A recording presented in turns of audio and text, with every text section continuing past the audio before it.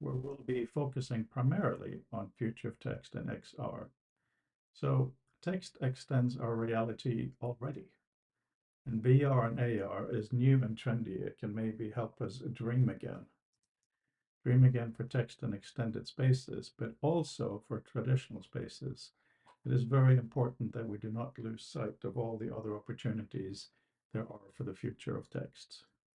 By VR, we mean virtual reality as an AR, VR, metaverse, spatial computing headset, projected, etc.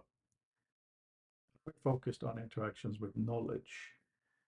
Personally, I see the headsets as potentially being thinking caps. You put them on when you need some extra space. You don't work in them all day. That is not how I personally look at it. But for them to become the best thinking caps, we need to be careful with what we build in terms of tools, infrastructures, and maybe most importantly, people's expectations. The colors on this slide are intentional. Slava Ukraine. We can't afford to have wars and horrible things like that happening. We need to augment people's ability to think and communicate so that does not happen. Anyway, that's a dream. Right, so text and virtual reality, absolutely. This is available right now. Soft space for Quest. So I hope we can come up with better questions together, because this is a call to arms to think about thought in multiple dimensions of freedom. Currently, this is a magic space, the space of the imagination. More and more, it will become a commercial space, as already has happened to the personal computer and the web. We all know the evolution of the personal computer could have gone in many directions, but we ended up with applications, we ended up with email, word processing, and so on.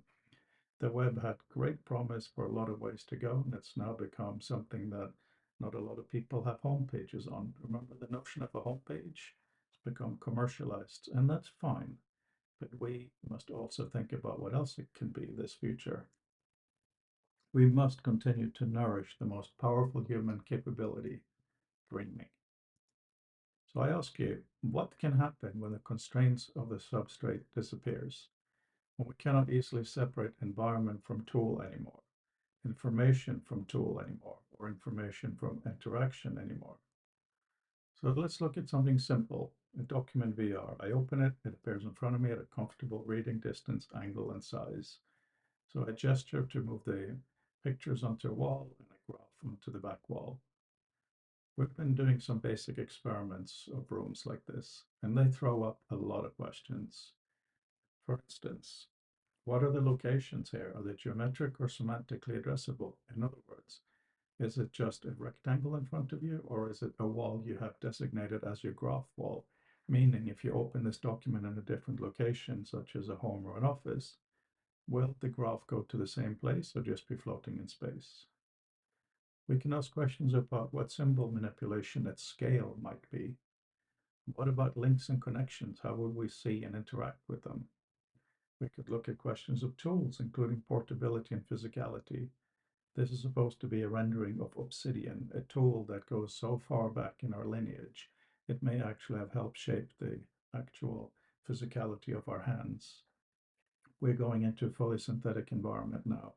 It will influence the growth and shape of our minds in the future generations.